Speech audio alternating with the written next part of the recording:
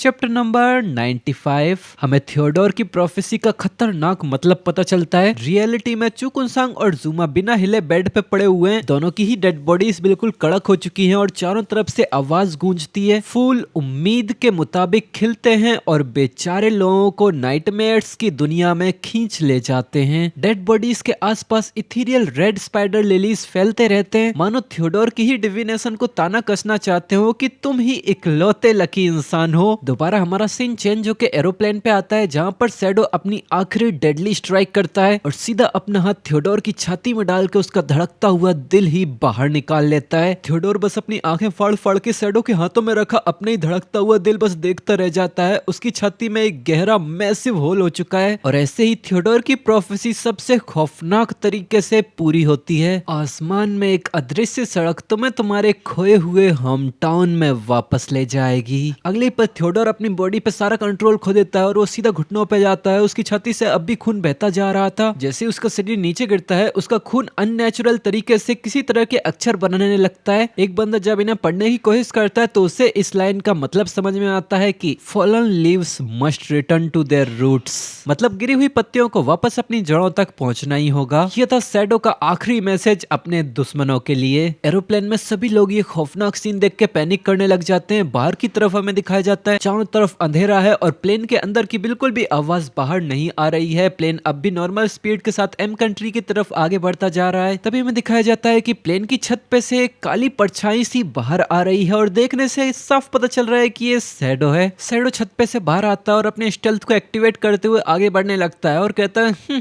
ये जूते तो वाकई काफी अच्छे हैं। फिर हमें इन जूतों के बारे में बताते हैं कि ये है जेट टीयर का इक्विपमेंट इनविजिबल शूज। ये सारे एट्रीब्यूट को 18 से प्लस कर देते हैं, मूवमेंट स्पीड को 27 से, स्टेल्थ का लेवल 2 से, और साथ ही साथ इनके अंदर एक स्पेशल इफेक्ट है इनविजिबल। इसका इस्तेमाल करने पे यूजर की खुद की कोलिजन वैल्यू खत्म हो जाती है। मतलब इसे एक्टिवेट करने के बाद एमसी किसी भी दीवार के भी आर पार निकल सकता है बिना उससे टकराए। ये इफेक्ट 3 सेकंड के लिए ही टिकता है और इसका कूल डाउन है 60 सेकंड का, पर एमसी के लिए बस 28 सेकंड का है। फिर क्वेंगफेंग आगे बढ़ते हुए प्लेन के किनारे पे आता है और सीधा इंजन की तरफ ही कूद जाता है। नॉर्मली देखने से ऐसा लगेगा कि वो सीधा इंजन में ही छलांग मार रहा है, पर रियलिटी में उसकी कैलकुलेशन इतनी ज्यादा सटीक थी कि वो सीधा नीचे गिरते हुए ओसाइरिस के सर पे ही आके लैंड करता है। ऑफ कोर्स ओसाइरिस भी इंटेलिजेंट था तो वो भी एमसी को कैच करने के लिए तैयार था। फिर हमें कुछ घंटों के बाद का सीन दिखाते हैं। एरोप्लेन अब उड़ते उड़ते एम कंट्री में पहुंच चुका है। एम कंट्री देखने में तो काफी ज्यादा डेवलप नजर आ रही है। थोड़ी समय में वो एरोप्लेन एयरपोर्ट के करीब पहुंच जाता है। एयरपोर्ट के ऑफिस में बैठा एक एम्प्लॉय बिल्कुल सीरियस टोन में अपने हायर अप्स को रिपोर्ट देता है कि एरोप्लेन बस लैंड करने ही वाला है, सभी लोग अपनी अपनी पोजीशन ले लो। ठीक है, शुरू करो। Anti magic barrier activate, confirm. Anti invisibility barrier confirm. Star रे इनकांटेशन भी कंप्लीट हो चुकी है, किसी भी पल फायर करने के लिए तैयार है। यहाँ चारों तरफ फील्डिंग लग चुकी है। शैडो की हंटिंग के लिए किसी ने कोई कसर नहीं छोड़ी। सबको रिपोर्ट मिल चुकी है कि शैडो इसी प्लेन में आने वाला है। जैसे ही प्लेन लैंड करता है सभी लोगों की आवाज दोबारा से आने लगती है कि सारे इनहेंसमेंट इफेक्ट अप्लाई कर दिए गए हैं। सारे रेंज शूटर्स भी एम करने के लिए बिल्कुल तैयार हैं। असेसंस भी सब अपनी अपनी पोजीशन पे पहुंच चुके हैं। तभी इनके कैप्टन की आवाज आती है, सभी लोग किसी भी कीमत पे शैडो को खत्म करना है। चारों तरफ पूरी तरीके से सन्नाटा था, पर प्लेन से भी सबको नजर आ रहा था कि चारों तरफ काफी ज्यादा अच्छी खासी तैयारी कर रखी है। हेवी सिक्योरिटी गार्ड्स ने एक भी कोना खाली नहीं छोड़ा है। पैसेंजर्स भी ये देख के काफी ज्यादा हैरान हो जाते हैं। वही जवान इंसान जब ये सब कुछ देखता है तो हैरानी से कहता है, क्या यहाँ पर क्या चल रहा है? क्या हमेशा से ही एम कंट्री के लोग इतने वेलकमिंग थे? पर सामने की तरफ जैसे ही एरोप्लेन का गेट हल्का सा ओपन होता है, वैसे ही एक झटके के साथ आर्मी के कपड़े पहने ही एक टीम अंदर घुसाती है। ये टीम चारों तरफ नजरें दौड़ाते हुए थियोडोर को खोजने की कोशिश करने लगते हैं, क्योंकि इनकी पहली प्रायोरिटी थी थियोडोर को सक्सेसफुली प्रोटेक्ट करते हुए यहाँ से बाहर निकालना। पर इन्हें ढूंढने में ज्यादा समय नहीं लगता, क्योंकि थियोडोर तो बिल्कुल ही डैशिंग मैनर में आधा एरोप्लेन की जगह घेर के बैठा हुआ है, जिसके आसपास कोई एक इंसान भी नहीं है। जब इनकी नजर थियोडोर की तरफ जाती है तो इन्हें काफी बड़ा झटका लगता है। सबके सब काफी ज्यादा कंफ्यूज जाते हैं। फिर ये दोनों जाके सीधा थियोडोर और उसके आसपास की चीजों को चेकआउट करने लगते हैं और सब कुछ अच्छे से चेक करने के बाद ये लोग रिपोर्ट करते हैं कि थियो मर चुका है। और यहाँ इस क्राइम सीन पे ही एक खून से बना सेंटेंस भी लिखा हुआ है, हमारी ग्रेट जिया से दुश्मनी मोल लेने वाला भले ही वो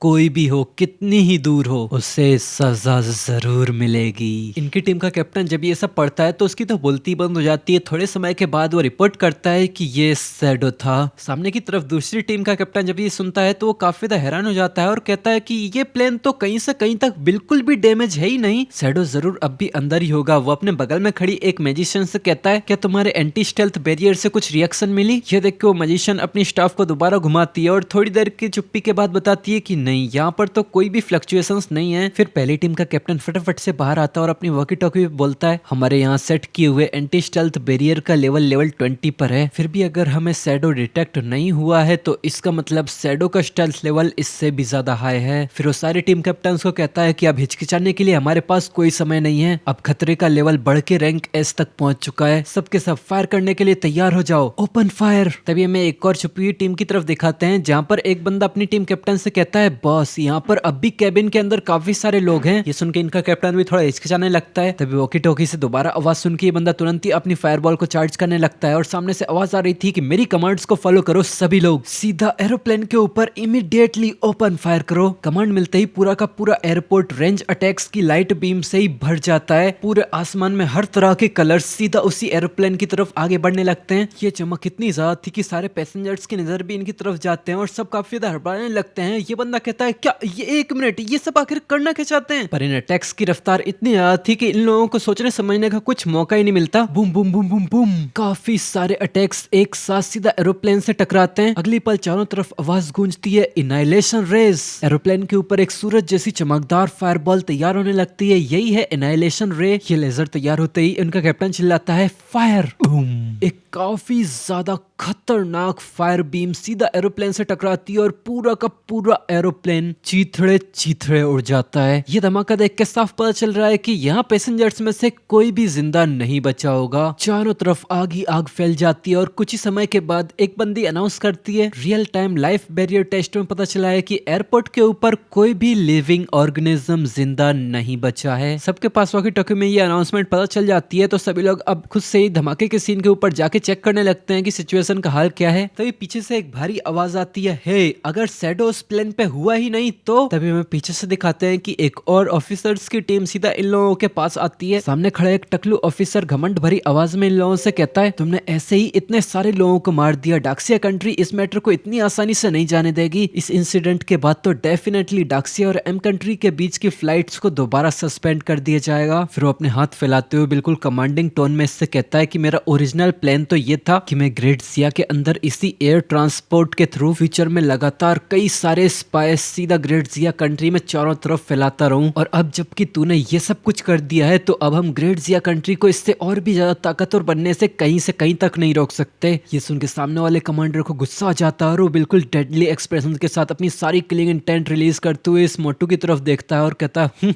कायर, बिना जरा सी हिम्मत के तू इस पावरफुल ग्रेट जिया कंट्री से टक्कर लेने के बारे में सोच भी कैसे सकता है, स्पेशली अब जहां इन लोगों के पास अब इतना ताकतवर शैडो है। फिर वो इसकी तरफ घूरते हुए कहता है कि तुझे पता है ना कि ये कोई गेम नहीं, रियलिटी है। अगर यहाँ शैडो मरता है तो यहाँ कोई रिस्पॉन होने का चांस नहीं है, यहाँ मरना मतलब परमानेंटली खत्म हो जाना है। पीछे धमाके के कारण अब भी चारों तरफ धुआं धुआं हो रखा था और ये बंदा बिल्कुल डेसिंग लुक देते हुए कहता है कि अगर यहाँ शैडो होता तो ये उसे टेक डाउन करने के लिए एक गोल्डन अपॉर्चुनिटी थी। भले ही यहाँ उसके होने का 0.01% चांस ही क्यों ना हो, फिर भी किसी भी कीमत पे ये वर्थ इट था। इतने सीरियस लेक्चर सुनने के बाद भी सामने से कालू इसके ऊपर चिल्लाता है, गाओ शाओई, मुझे तो शुरू से ही तेरे ऊपर कभी भरोसा था ही नहीं, तू तो बस एक कमीना है जिसकी रगों में ग्रेट जिया का खून दौड़ रहा है। पर ये लाइन सुन के तो सामने वाला कमांडर अब पूरी तरह से ट्रिगर हो जाता है। वो अब आउट ऑफ कंट्रोल जाने लगता है, उसकी किलिंग इंटेंट पूरी तरह से बाहर आने लगती है। ऐसा लग रहा था कि वो अब वो खुद को कंट्रोल नहीं कर पाएगा, पर सामने वाले ऑफिसर को घंटा फर्क नहीं पड़ता। वो अब भी इसके ऊपर चिल्लाता जाता है कि मुझे तो लगता है कि तू ग्रेट जिया कंट्री के द्वारा भेजा गया एक जासूस है जो बस एम कंट्री को डिस्ट्रॉय करने की कोशिश कर रहा है। मैं चाहता हूँ कि एक जोरदार पंच उड़ता हुआ आता और सीधा इस मोटू के मुंह पे ही जाके लगता है, एकदम परफेक्ट एंड फ्लेक्सिबल हिट। गाओ शोयू बिना कोई पावर एक्टिवेट किए सिर्फ अपनी फिजिकल स्ट्रेंथ से इसको पंच मारता और एक ही पंच में मोटू की नाक का नक्शा बिगड़ जाता है। पूरा पंच सीधा इसके मुंह पे छप चुका था। इसकी जोरदार पावर की वजह से ये उड़ता उड़ता जाता है और दूर जाके फिकाता है। सामने से गाओ शोयू की बॉडी से अब जोरदार लाइटनिंग निकलने लग जाती है। वो अपने सारे ऑरा को एक साथ रिलीज करते हुए इसकी तरफ घूरता है और गुस्से में दांत पीसते हुए कहता है कि ग्रेडजिया का खून मेरे लिए बहुत बहुत ज्यादा घातक एंसेस्ट्रल कर्ज है। मुझे हर समय अपने शरीर को लेके बेचैनी महसूस होती है, पर मेरे एम कंट्री के लिए प्यार के ऊपर सवाल उठाने का किसी को कोई अधिकार नहीं है। और इतनी क्रिंज लाइंस बोलने के बावजूद ये काफी ज्यादा हैंडसम लग रहा है इस पोज में। सामने की तरफ प्लेन के अंदर से ये लोग ऑलरेडी थियोडोर की बॉडी को बाहर ले आ चुके थे। थियोडोर की यह हालत देख के सभी लोग एक पल के लिए शांत हो जाते हैं। फिर एक बंदा अपने कंधे पे थियोडोर की बॉडी को लेके आता है और इनके कमांडर के पास आते हुए कहता है कि बॉस हम वो बॉडी लेके आ चुके हैं। तो सामने से वो बंदा कहता है ठीक है बहुत अच्छे। फिर ये बंदा आके सीधा इस कमांडर के सामने ही थियोडोर की बॉडी को पटक देता है। देन ये कमांडर अपनी किसी पावर को एक्टिवेट करता है और घुटनों के बल थियोडोर के पास आते हुए इसके अंदर अपनी पावर्स को इंजेक्ट करते हुए कहता है रेस्ट इन पीस थियोडोर, तुम एम कंट्री के लिए एक हीरो थे। मैं खुद बेरियल के लिए तुम्हें तुम्हारे होम टाउन भेजूंगा और इसके बाद मैं तुम्हारी लेगेसी को कैरी ऑन करूंगा। और इतना कहते ही उसके हाथों में थियोडोर के ही जैसे कुछ तो कार्ड्स बनने लगते हैं और हमें पता चलता है कि इसके पास भी एक only hidden class corps collector, मतलब डेड बॉडीज को कलेक्ट करने वाला। इस प्रोफेशन की मदद से बस किसी भी डेड बॉडी को छू के ही उसके प्रोफेशनल स्किल्स को हासिल कर सकता है। बस वो एक्वायर की हुई स्किल्स इनिशियल लेवल पर ही होंगी। अगर तुम्हें कोई स्किल दोबारा मिल जाती है तो तुम उसकी मदद से अपनी स्किल के लेवल को इंक्रीज कर सकते हो। वो मतलब अब थियोडोर को छू के इसके पास थियोडोर की स्किल्स भी आ चुकी हैं। ये बंदा थियोडोर के कार्ड्स को चेक करते हुए कहता है कि जैसा कि थियोडोर ने बताया था उसने ग्रेडजिया के अंदर अपने काफी सारे इंफॉर्मेंट्स को प्लांट कर रखा है। नाइस, ये आदमी तो सच में बहुत अच्छा था। इसने तो हमारी एम कंट्री के लिए अनपैरेलल कंट्रीब्यूशंस किए हैं। तभी इसके पास नोटिफिकेशन आती है कि तुम्हें थियोडोर की बॉडी के अंदर से डिवाइनर की इनिशियल स्किल्स मिल चुकी हैं, ओमन of the star God and dark star realm. पहली स्किल से ये डिविनेशन कर सकता है और दूसरी स्किल से किसी को भी अपनी कार्ड देके उसके साथ अपनी पोजीशन को स्विच कर सकता है। ये स्किल्स पाके वो काफी ज्यादा खुश हो जाता है। फिर पूरे कॉन्फिडेंस के साथ थियोडोर के कार्ड्स को अपने हाथों में लेते हुए कहता है अब मैं तुम्हारी लेगेसी को इनहेरिट करूंगा और इस ग्रेडजिया कंट्री को खुद अपने हाथों से तबाह करके रख दूंगा। और इसके इस पूरे कॉन्फिडेंस भरी डिक्लेरेशन के साथ ही ये चैप्टर खत्म हो जाता है। तो तुम लोगों को ये चैप्टर कैसा लगा? मुझे तो ये काफी ज्यादा पसंद आया। तुम लोगों को कैसा लगा कमेंट सेक्शन में जरूर बताना। पसंद आया तो वीडियो को लाइक करना और जितना ज्यादा हो सके उतना ज्यादा हाइप करना। अब मेरे ख्याल से शैडो को अपनी टक्कर का कोई मिलने वाला है। अगली कहानी देखना सच में काफी ज्यादा दिलचस्प होने वाला है, पर उसके लिए हमें इंतजार करना पड़ेगा। तो चलो फिर अब मिलता है तुमसे इसके नेक्स्ट एपिसोड में। तब तक के लिए टाटा बाय बाय।